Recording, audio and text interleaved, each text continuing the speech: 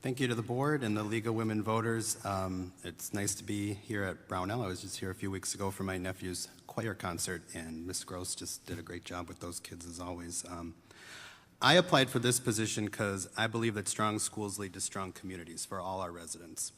And I believe what we need to do in order to make our schools as strong as we can is work to close the technology gaps across the district, continue to expand our pre-K programs, and make sure that our special education students have every opportunity for success possible. I have 10 years of experience working in education. I've spent 7 years as a stay-at-home dad, and my children and nephews are third-generation Grosse Pointe students. I've served on the Computer and Library Curriculum Development Committees, the Pre-K Advisory Committee. I was a Disability Awareness Workshop volunteer, and I'm a Ferry PTO member. I believe that I have the vision and the experience necessary to help unite Grosse Pointe so we can build a strong community together. I think the board's job is to serve as oversight for the administration, make sure that good decisions are being made, and be a representative of the community. I know as an educator, it can be difficult to cut through red tape and to read between the lines of what we as educators sometimes say and what we mean, and I think a good board member's job is to help community members to do that.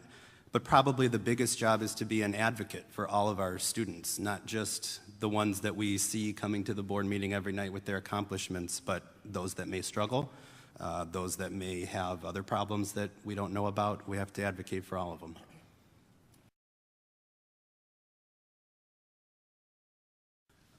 Well, I think that there's really only one mistake that our board makes, and the problem is that they make it over and over again.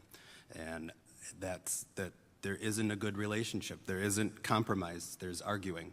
And I would like, as a board member, to try to, even if I may disagree with somebody, try to see where I do agree with them and where I can give a little. And the person I'm speaking with who disagrees with me might give a little, and we can come to an agreement that I'm not going to get everything I want and you're not going to get everything you want, but we're going to come up with something that works for our kids, and we're going to come up with something that works for our community.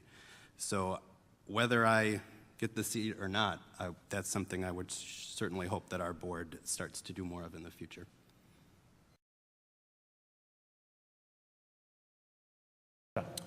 I agree with that completely. I think there's a process that has to be followed. You go to your teacher, you go to the principal, you work your way up the ladder, and you end at the board.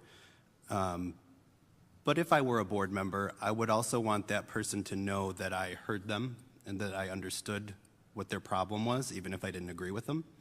And I would want them to know that while I may not be whipping up a posse to come to a board meeting and make angry speeches, I may be talking to people to try to see what the issue might be. I may, even if it's just, you know, talking to a friend of mine at that school and saying, hey, do you know anything about this?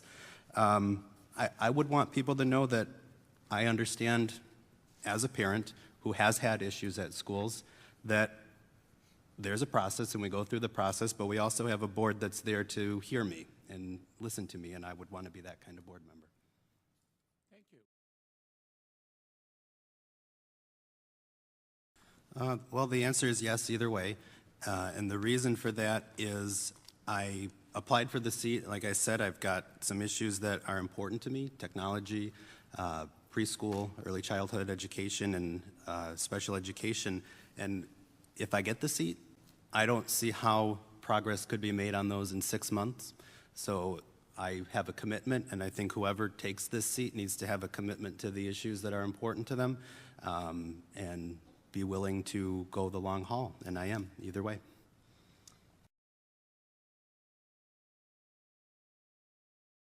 Can I ask you to clarify, are you saying would I invoke the formula if fund equity goes up? Meaning it... Would you invoke the contract formula with our bargaining groups even if the district continues to increase fund equity? No, and I wouldn't do it either way. And the reason I asked you to clarify is I thought you were saying if it was going up, would I invoke the formula? I don't know why I would do that. I think our teachers have made sacrifices, both in salary and benefits, and I don't think it's necessary to ask for further sacrifices. Our board's made a lot of tough decisions, And it's been a slow climb back to 10%, and it's been slower than expected, yeah.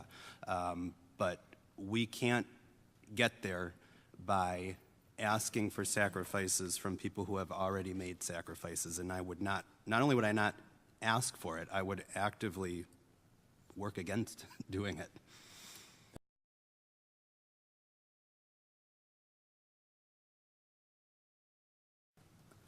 Well, I think the way that you work with people and build consensus is two things that are simple but maybe hard to do. Is one, recognize that I don't have all the answers, and two, you have to put the good of the organization first. I'll give you an example. I was asked a few years back to serve on the call committee at my church for the new pastor, and we had months of meetings that came down to two people.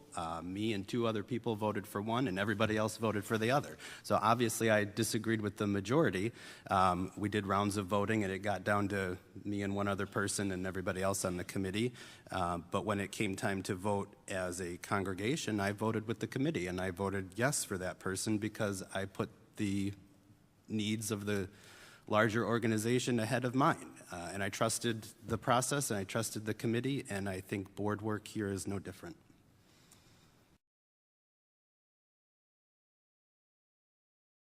Well, the bottom line is that we have to close the gaps that exist in technology across the district, and we need to make sure that every student in every classroom across the district's got the same opportunities, and we don't have that right now.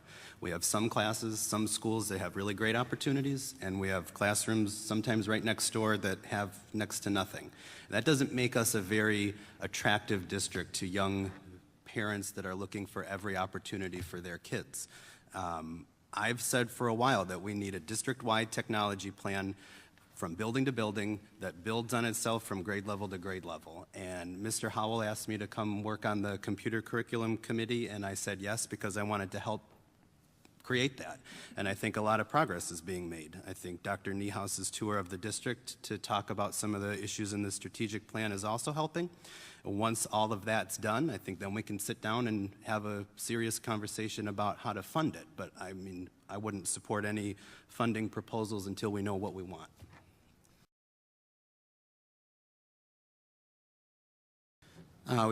We've talked about a lot of important issues, but to me the big issue here is that if we can come together as a community and address the issues we've talked about, then we can continue in the positive direction we've been on lately and change the culture in our district to show people that this isn't a place where we argue about problems, but a place where we solve them. Too often in our community, when people have questions or concerns, instead of answers and help, they hear, "This is the way we've always done it." This has led to a community that is too frequently distrusting and sometimes angry. I want to work to ease those frustrations by listening and helping so residents see results when they have concerns, get answers when they have questions, and see change when it's called for. If we can address the issues our schools face together, then we can build a strong, stable, and safe community for all of our residents. And while I can't promise I'll agree with everyone on every issue, I can promise I'll work to understand their points of view and help however I can. And I thank you for the opportunity to start that work tonight. Thank you.